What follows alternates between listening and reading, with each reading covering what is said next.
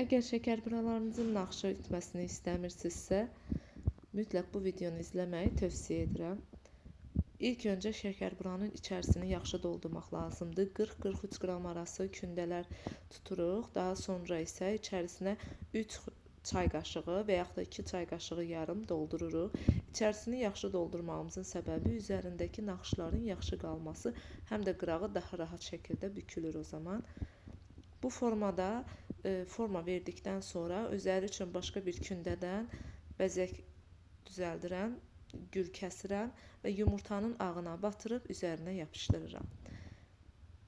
İstədiyiniz qədər üzərinə gül yapışdıra bilərsiniz, hətta rəngli də edə bilərsiniz. Yumurta ağından istifadə etməmiz ona göstərir ki, yumurta ağı ilə daha yaxşı yapışır. Daha sonra bu cür tort üçün muncuqlar olur, bundan istifadə edirəm. Qeyd edim ki, çox ucuz almışam mən bu muncuqları.